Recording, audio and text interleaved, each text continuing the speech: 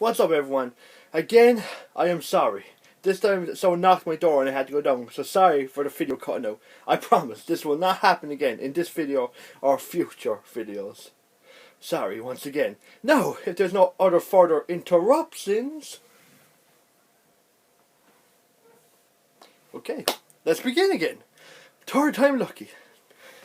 As I was saying before I got cut off in the last video, Electro, he was in Times Square, being a disturbance as you would with as being a glowing blue body of electricity. And I was saying, he was on the screen for the first time and he must have felt great considering he's so used to being a loner.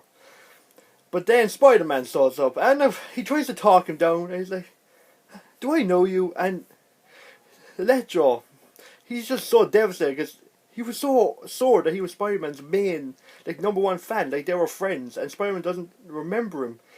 And he's just like, you don't remember me? Then thankfully Spider-Man manages to remember before anything else goes crazy. But then things start to go downhill, because once Spider-Man starts taking over all the screens, I was thinking to myself, well shit, now Electro's trying to get jealous and try to kill Spider-Man. Great. Just great.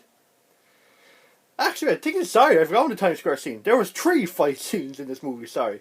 Start, Times Square, and the end. Sorry about that. Although the start... Anyway, let's move on. But as Electro is seeing all the screens being with Spider-Man, you start to hear voices and he's just standing and he's like... And you hear the voices, he lied to you, he betrayed you. He just all that type of voice, those quiet whispers in their head. It sounded awesome, but it was disturbing and creepy as hell. And it was awesome. It reminded me of Fast, because when you play Far Cry 3, and when I see Fast, that's literally how I think is what's going on in his mind. I never think there's voices talking to him. He's like, kill them all, kill them all. Just voices whispering. That's exactly how I picture Fast's mind. And when I saw Electro, I was like, oh god, the guy was not already crazy enough. Now we got this shit going on. And then, and what happens? A cop shoots him.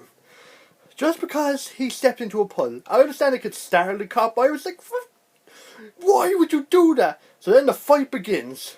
And we got a nice slow-mo scene with Spider-Man saving the people running up the red steps. Wherever they are. The steps. And then the fight continues and eventually Electro, gets captured by a hose, which is kind of funny. A big of electricity beaten by a fireman's... Okay, it's going to sound wrong. Okay. By a hose that's connected to a fire truck. That's more like it. Moving on.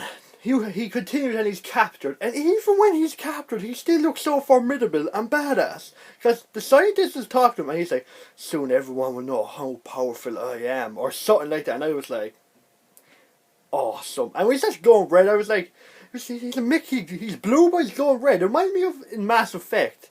When Elusive Man's office, if anyone know, Mass Effect is a video game, and in the background there's this planet, and it's kind of red, blue, kind of switches. That's exactly what I was thinking of when I saw Electro like that.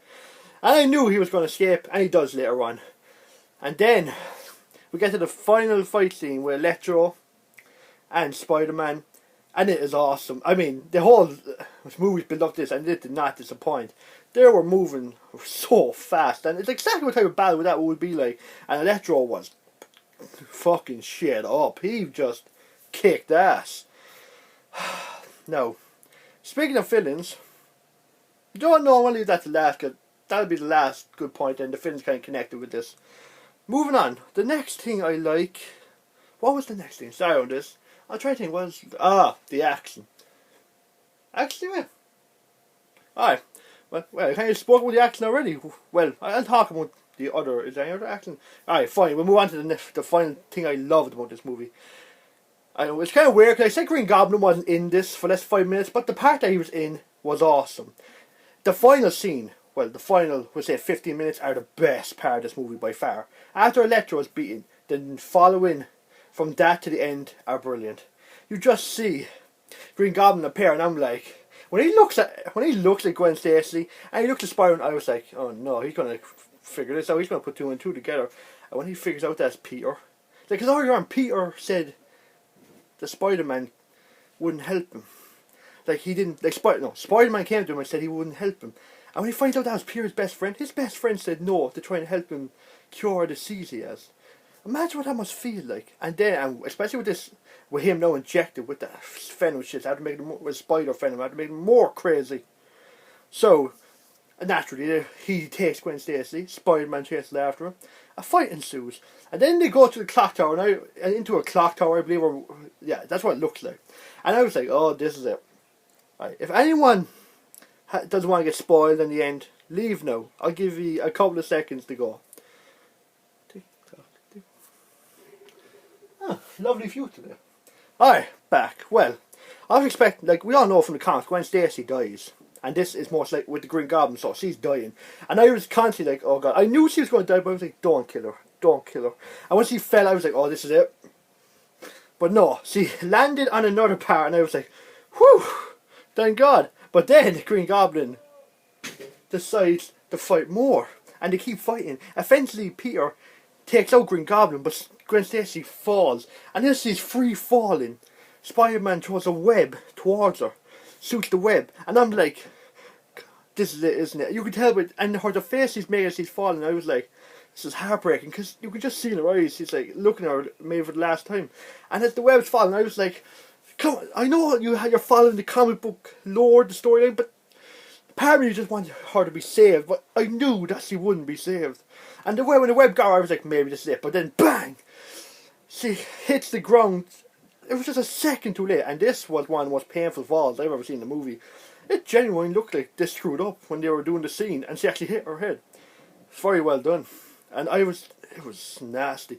And then the scene quickly falls when Peter Parker is just sitting there with Gwen Stacy, and he's just getting emotional over it. It was a touching scene. It was also depressing, which is a good thing because that's what the scene needed. By far probably the best scene in any Spider-Man film I've ever seen. Ironic, they rhymed. Moving on. Then it continues towards the end, and Peter is standing in the graveyard, and it looks like years or months are passing, and he's still there, and it seems that Spider-Man has been gone since Gwen Stacy died, and everyone's kind of starting to lose hope. And then Rhino comes into the play for the first time. This is the first time we see the Rhino suit. And basically this kid who Spider-Man kind of saved earlier from some kid bullies, he shows up in a Spider-Man costume, and he's standing in front of the Rhino mech suit. And I was like, kid, I know you're trying to be brave, but run. No. But no, he stood there, and thankfully Spider-Man showed up. And I was like, oh yeah, now Spider-Man's back. We're going to see the final battle, Rhino versus Spider-Man. And as it's about to begin, it cuts off. And I was like, I expected it. Ever since I saw Hobbit, well, the Hobbit, Destination of the Swan, I was like, of course they're going to end in that type of way. I'm used to it. Annoyed me, but got me excited for the next one, so I'm happy. And then, before I end this review, I just want to talk about the scene that takes out the credits, as comes with all Marvel movies. They saw Mystique, played by Jennifer Lawrence, attacking an army base, I believe, and stealing some equipment along with other mutants. And I was like, awesome. Is Spider-Man going to be connected into the Days of Future Past, or will the X-Men and Spider-Man connect eventually? I hope it does, because that would be awesome.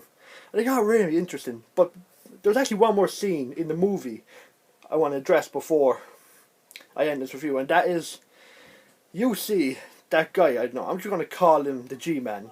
I know, Half-Life reference. It's just, he's mysterious like that, and I was like, I'm not quite sure he is. I'm not going to guess. I have an ideas, but I know he's the guy who's going to make the Sinister Six. That much I know. And you can see the Doc Ock arms. I was like, oh yeah, I want to see Doc Ock. Then I saw Falcon and the Rhino suit, and I was like, please, if you're going to do a Sinister Six movie, have all the villains have a good bit of time and not 2 minutes like the rest of them. And if they do make, after the Sinister Six, if they make another Spider-Man movie that's not Sinister Six, please, I beg you, right? Just have Venom and Carnage in it. I've been waiting ages to see a Spider-Man movie with the symbiotes. And make sure Venom is the way he is in the original Spider-Man cartoons. I mean the guy who is built like Hulk. I want that size Venom, not the guy we saw in Spider-Man 3. No, not him. For the love of God. It's not just me. Do you realise how many Spider-Man fans want to see Venom and Carnage in a movie? And it could be amazing. Hell, Have them fight each other. I mean, that's what everyone wants to see. Venom and Carnage. It's like the Hulk and Wolverine thing. We want to see these epic fights. So the companies, get off your ass, stop fighting with each other, and make some good superhero movies. I'm not the only one who thinks this, you know. Anyway, I want to end this review now. I want to thank you all who watched. And if you like it, like, subscribe, comment as always. Till next time.